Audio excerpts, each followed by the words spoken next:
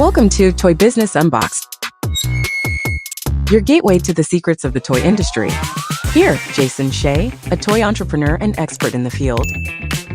Every product we develop is really inspired by some of the real life experience that we have with our son. 60% of all toys last year were sold on Amazon, which is incredible. Be passionate about it because it's a road, it's a journey. Like when you have an idea that you think is like gonna somewhat like change the world, make things better, I'd say go for it. We'll guide you through the enchanting world of toy design, marketing, and manufacturing. Now let the unboxing begin. Welcome back to another episode of Toy Business Unboxed. Today, we're joined by Anna, a creative force in the toy world, over 10 years of experience. She's also a co-founder of CuddleCity, a brand built on the belief that plush toys should be magical, durable, and also washable. So thank you so much for joining us on the podcast today. Thank you for inviting me. So first of all, can you share with our audience like your background and like your involvement within the industry and what were you doing before you started your own toy brand? Yeah, of course. I came to America when I was 22. I went to Savannah for a master's degree in industrial design. So my background is industrial design. And during my study time in school, I really found my passion about toy design. And luckily, I was able to enter this industrial and working for a company who is specialized for plush toys for all the wholesale and retail market. Yeah. And I worked for them about 8 years. So it's a great opportunity for me to learn everything about plush toys from, the very beginning, from production to shipping to how it ended up in consumers' arms. Yeah. That's a little bit about my background, and until now I would say it's about 10 years in this industrial. Yeah. What inspired you to start your own brand then? Honestly, I think everything started with my own experience as a newcomer to US. I had that giant teddy bear that got me through the lonely time. When I just came here, I don't know anyone, and my English was not great. But when the giant teddy bear got too dirty to clean, I had to say goodbye to it because it is so big. It doesn't fit in any washing machine. And Yeah. even I'm able to wash it, I'm pretty sure it won't come out as same. Yeah. And fast forward to becoming a mom, I realized that plush toys are everywhere in kids' life. But actually there's nobody talks how gross they are.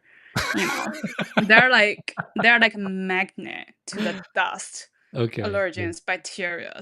Yeah. And there is no way to wash them properly. And then if you Google how to wash a plush toy, they will all suggest you surface wash only. Use a wet cloth tapping it or blah blah blah. Yeah. That doesn't really clean it properly, Yeah. to be honest.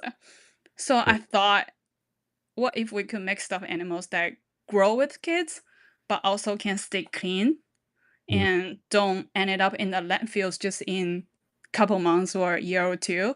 That's how we started CuddleCity. A solution that we think is solved parents' problem and also give kids like a safe and cuddleless option. And I think that's also something very unique with your product line. If you can also showcase some of your product for our Oh yeah, of listener, that course. please check out the YouTube video if you want to see the product or visit the website. But the whole concept is really not is it kind of go beyond the regular plush toy, but it's almost like a cover plus an insert concept. If you can also explain on that a little bit. Yeah. So it is literally just like your pillowcase concept. You can swap out different pillowcase, and you have the pillow insert that stays inside of, or like you can just swap off pillow covers. So as CuddleCity, you just swap out different animal covers, and then you got a brand new animal. So this is let's say this is Charlie. He is a bear, and then this is Sloth Dash's skin, which has a big zipper. in the back, Hmm. and they share our same universal insert, which we call him CC. And Okay, I see. let me show you. So you just unzip the back zipper, Hmm. take it out.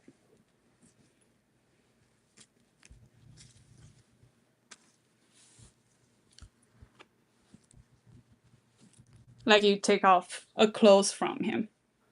I think I can change a different cover. Yeah, that's a Yeah. very interesting idea. How long does that took you to design it or redesign the plush toy that's in the market to the new concept? You mean like how the idea came out? Yeah, how the idea came out and how long does it took you from idea to actual production and like prototype? I think the whole idea just came out like a light bulb moment. It's not like, Hmm. oh, I have to like solve this problem, blah blah blah. I think it's more happens in like my previous company. They have a factory in US also. They Hmm. don't make the skin, but they ship for the jumbo size. They Mm, ship the skin to US, okay. and they're stuffing it in US. In US, yeah. Okay. So they save some shippings, and they can call it made in USA as well. So Mm-hmm. when I saw them stuffing the plush toys, I think that's kind of like a light bulb moment to me. Hmm. I was like, if you could stuffing it, so it means the stuffing can stay the same.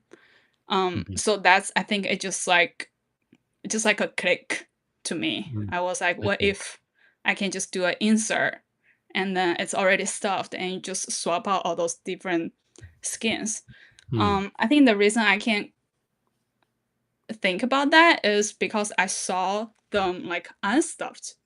I mm-hmm. saw them like loose ships, and after they stuffing it, they just kind of like sewing it, closing it in the back.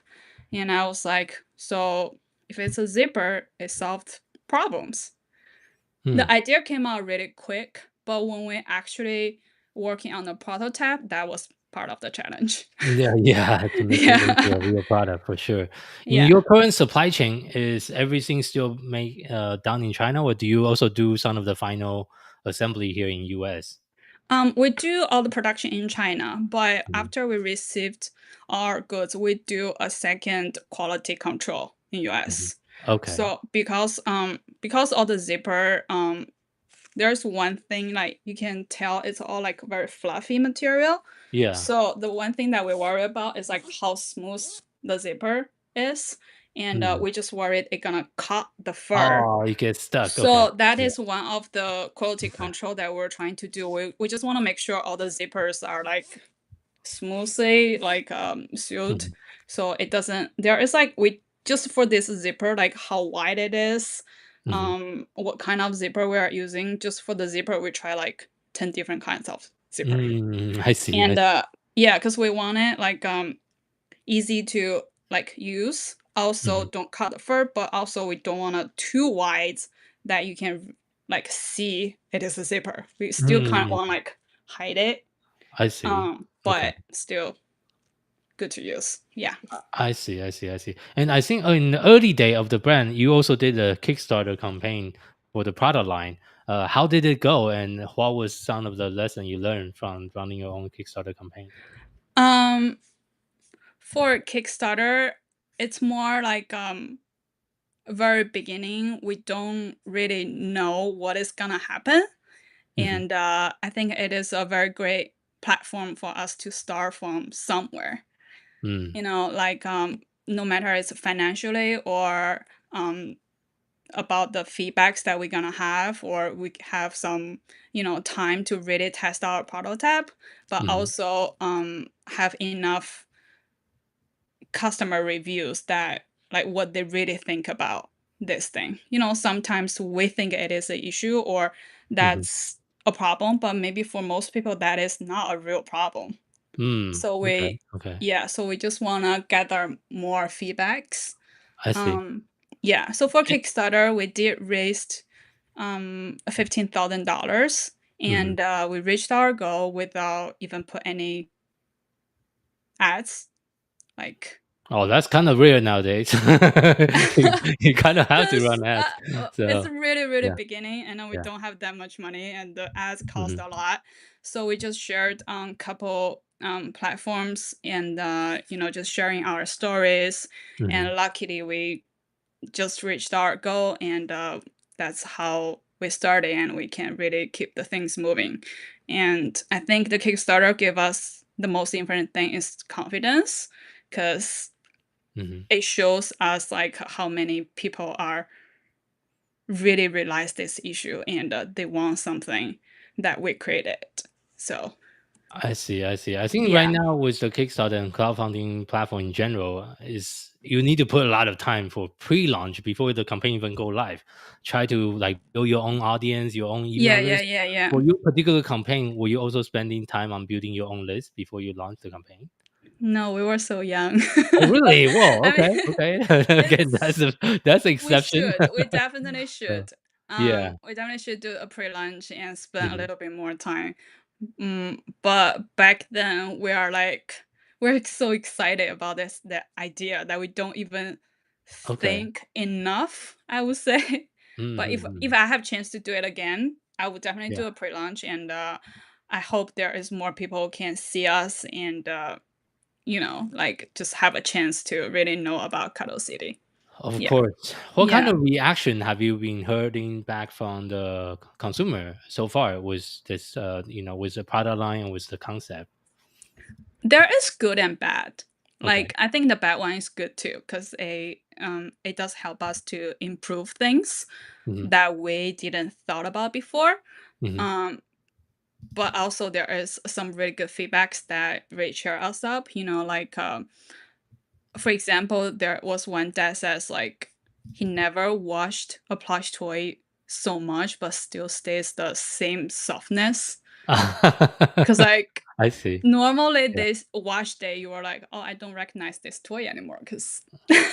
Yeah. it's Yeah. it's like it's a different texture. Like Mm. the fur doesn't stay the same, the softness is gone, and but the dad says like he never thought about, he was like scared to wash it in the first, and Hmm. after he watched it so many times, I don't know how you guys did it, but it really exists, that something that can stay the same softness. I think Mm. that's the best win for us. Okay, that's a really good feedback as well. What are some of like the biggest challenge you face early days in when you're first Yeah, starting out with the brand? we're still facing this challenge, because that's so for our first line, this collection's material is it's like a fashion level material. Hmm. So that's how it can stay strong in multiple washes. Hmm. And for our new collection that coming out, that it's still a challenge, because we wanted something new, like not just the change to a different animal. We want to give customer more options about the texture, the feelings, another kind of softness. We're testing out like another 100 different materials right now. I see. We are Okay. still, we have some options, mm, but we are still looking for something like even better. I Yeah. see. I see. I see. So, and what are some of the, I guess, because you and your co-founder kind of work on the business together, right? And I think one Hmm. thing is unique that you are in US and your co-founder is in China. Can you also Yes. talk about like that dynamic? How is that affecting the way you operate? And how is the relationship between you and your co-founders? Um, I think everything's great so far, and because we were friends before, we went to same school in Savannah College of Art Design. Mm, He's studying design management and industrial design, and I'm in industrial design. That's how we met each other, and that's how we became friends. And mhm. we know each other for 12 years, Oh, okay. Okay. 13 years. I don't Yeah. know, when I was young. Yeah. Um, I think it's a very great foundation of our relationship, that is, we trust each other. And even though, of course, there's gonna be disagreements, that I think something is right and she thinks something is right, but when we thought about what is the best for the kids. That's where we met, Mm, like, solve the issues, I or see. what is the best for the company. Mm, And I did think we're great combinations because I'm in the US part and I could, do more research about marketings and also handling all the clients in the US. And mhm, she is helping on all the quality controls, productions, sourcing, mhm. all those parts in China. So it's more like as a soccer, I'm the kicker, and she is the defense part. If that makes I see. sense. I see. I Yeah. see. I see. Yeah. So you're more focusing on marketing. She sounds like Yeah. she's more focusing on like operation and supply Yes. chain Yes. on the background as well. Yeah. So I think that's always an interesting dynamic when you have a like a co-founders. Even with my business, which is Mhm. operated by me and my sister, I'm more in charge of like sales and like a lot The of kicking part. operations. So and then I see my sister is really more on the back end and helping with like marketings and the creative part of the business as well. Yeah. So it's always good to have someone that you can kind of bounce idea of Mhm. for the business. So for your business, I also want to kind of touch a very tricky topic, which is the tariff. I think it's also everyone within the toys and game industry is being affected by this topic severely, Yeah. including my own business as well. How are you dealing with that right now? Like, what are some of the changes you are trying to make in the business to pivot? Um, I think for a lot of company, the most easy reaction about tariffs is they're gonna raise the price to Mm, cover it. Because at the end of the day, it's consumer pays for everything. But for us, we decided to just wait a little bit to see how things really gonna settle down. We're not raising our price yet because w- we still want to give the best value to our customers, and mm, especially we're such a new brand. mm, Um, we don't want to scare customers just because the price. mm, So we hope the tariffs gonna come down and the whole toy industry can keep the same price, like just give kids all kinds of like affordable choice. mm. Especially, I think everyone realized everything in US right now is inflation's like every industry costs more, even Yeah. tips. So we don't have Yeah. 15% choice anymore. It's all started with 20%. I don't know how your Mhm, area doing. Like mhm. New York, I think 20% is not even the best choice. It's like Yeah. the lowest I choice just you don't can go choose. out and eat anymore. Yeah, so I think So the whole thing is still in process, so we don't yeah, want to make a decision yet. So I see. we would like to wait until, like we have a final results. Yeah, for sure, for sure. That's also something we are also evaluating on our side with our own toy line as well. Mm-hmm. So, but looking into the future, is there any more new characters or new product you are like designing and working on Yeah, within yeah, your yeah. brand? Of course, yes. We're gonna have more characters that released very soon in the sitting position. But we're also gonna release our floppy position as well. Mm, And okay. especially we are working on the weighted options for the floppy toys because Oh, okay. Yeah. um I think it is very important for the weighted plush to be washable. Mm-hmm. It's because all those beads that it may have issues if you put it in the dryer. So Mm-hmm. I think in this category that people really um I think they're gonna love that concept if it's the weighted plush and washable. So we're trying to Mm. working on this direction. I see, I see, I see. Yeah, we also have some weighted toy ourselves. It is a tricky product because it's so heavy to ship. You can the cost and Yeah. everything is just a little more when it comes to like a weighted toy versus Yeah. non-weighted. So that's definitely something to kind of navigate as a business owner as Mm-hmm. well. And I think one of your like unique selling point as a entire product line is like how your product is washable compared to like it's a lot easier to wash compared to other product in the similar in the same industry. Why is it so Mm-hmm. important for you to make like your product like washable? Is there any yeah, can you share it on that a little bit as well? I think as a mom, nothing is more important to me than my kids' health and safety.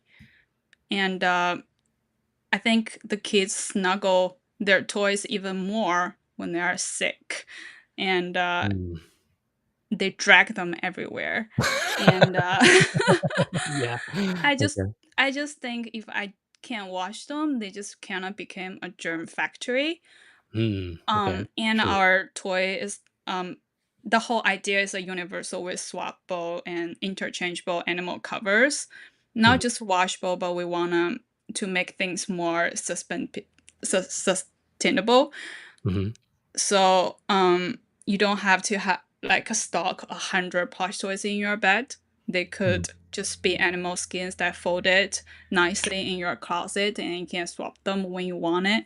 Um, Oh yeah, there is another little story. So there's a mom. It's one of my friends. Her son is a bit shy, Yeah. and so they got a little bunny and a dragon. Okay. And in the home, he really loves to cuddle the bunny. Mhm. But he started his daycare 2 weeks ago, Yeah. and I think the first couple the first week was tough. I Mhm. think the drop off is involved crying, dragging, like. Yeah, yeah. But then his mom says like, how about you not a bunny but a dragon today? So she changed the bunny to a dragon and gave it to him, says, oh, you're gonna be as brave as a dragon. So Mhm. he was hugging his dragon to the daycare, and it was the first day he was not crying. So I think it also really inspires us that the Yeah. kids can, pick what they want in different situations, and we want to also inspiring all the kids that they could be anything. Like it is okay, you are soft today, and it is okay, you could be brave, and Mm. it's even okay that we have our grumpy dinosaur. You're a So we want grumpy to tell dinosaur them too. it's okay sometimes that you feel a little bit grumpy. I So, see. I see. Okay. it's emotions that it could be Mm. yourself as long as you have Yeah. your true self inside. That's what CC presents as well. I see. Okay, that's Yeah. actually really deep. Yeah. How many different characters do you have right now in the product line? We have 6 characters in stock. We Okay. have another 4 characters in production, and we have another 6 characters we'll be releasing soon. Oh, wow. Okay. So Yeah, quite we a bit we of have characters. a lot coming. I see. I see. I see. I see. Yeah.